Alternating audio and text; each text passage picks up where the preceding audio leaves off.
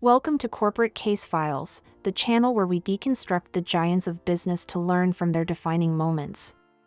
Today, we're opening the file on a company that pulled off one of the greatest magic tricks in corporate history. What if I told you that one of the world's biggest beverage companies isn't really a beverage company at all? What if it's actually a media empire, a sports franchise owner, and a content production studio that just happens to sell a drink to fund its real passion? This is the story of Red Bull, a company that took a simple caffeinated drink from Thailand and used it to build a global marketing machine. They strapped a man to a helium balloon and had him jump from the edge of space, not to sell a can, but to sell an idea. This is how they did it. Our story begins in 1982. Dietrich Mateschitz, an Austrian marketing executive for a toothpaste company, was in Bangkok on a business trip, suffering from jet lag.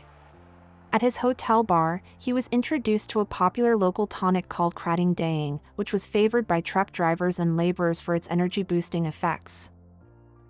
Mateschitz was amazed. Not only did the drink cure his jet lag, but he saw a massive, untapped opportunity. The West had coffee and soda, but nothing quite like this. He saw the potential for a new category of beverage, the energy drink. He sought out the inventor of Krating Daeng, a Thai pharmacist named Chaleo Yuvadhia. Mateschitz didn't want to just be a distributor, he proposed a partnership. Together, they would invest $500,000 each to adapt the drink for a global audience and bring it to the world. In 1987, Red Bull GmbH was officially launched in Austria. The recipe was slightly modified, carbonated and made less sweet to suit Western tastes. But the real genius wasn't in the can, it was in the marketing.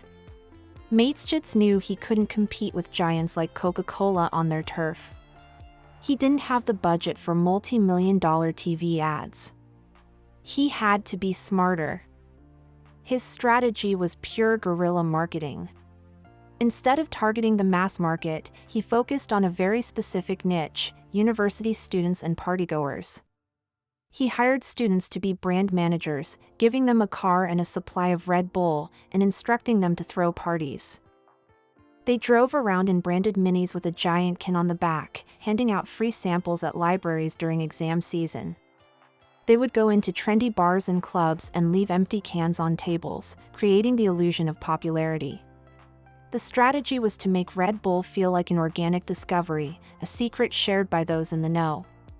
It was cool, edgy, and flew completely under the radar of the big beverage corporations.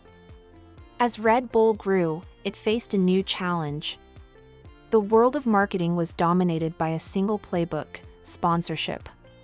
Companies would pay massive fees to put their logo on someone else's event, team, or athlete. Coca-Cola sponsored the Olympics.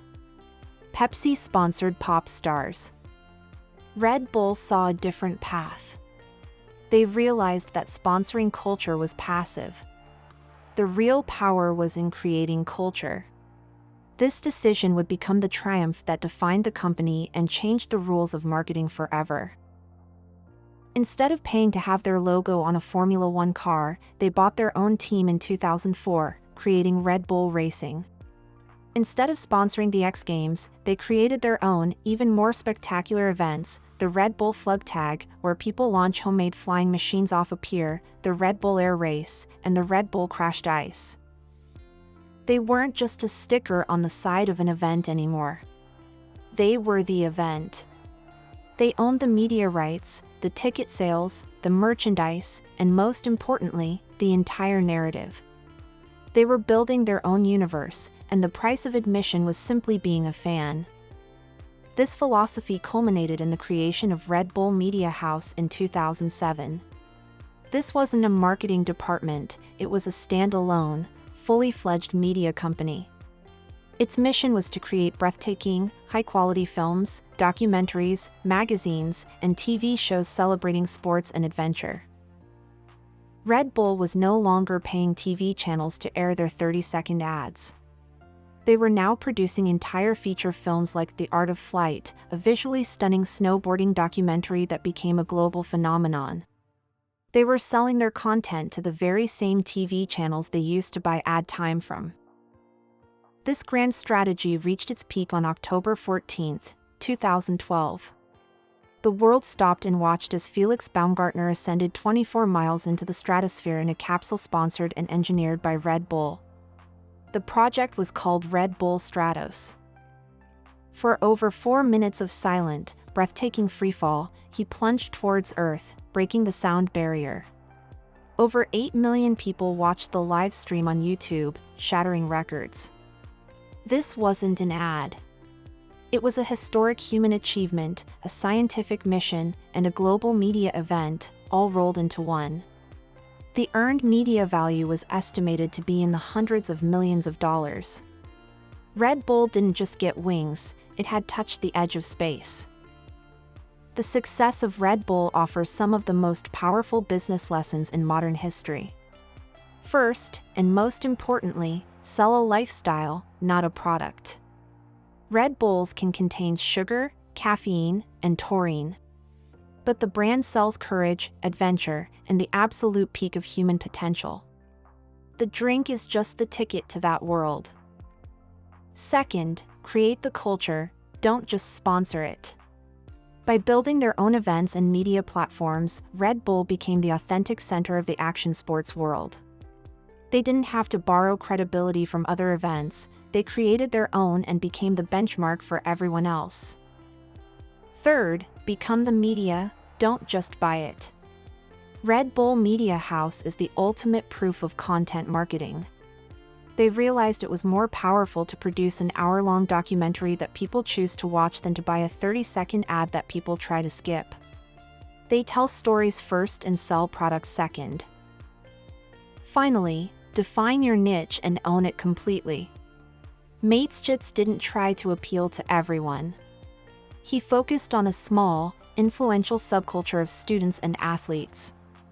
By winning their loyalty, the message spread organically to the mainstream. They went deep before they went wide. Red Bull proves that a brand can be more than just a product on a shelf. It can be a publisher, an event organizer, and a film studio. It can be a Formula One champion, and it can send a man to the edge of space. It's a marketing machine that built a global empire, funded by a simple energy drink. What is the most memorable Red Bull event or stunt you've ever seen? Let us know your story in the comments below. If you found this case file insightful, please like this video and subscribe for more deep dives into the strategies and stories of the world's most interesting companies. Be sure to hit the notification bell so you never miss a case.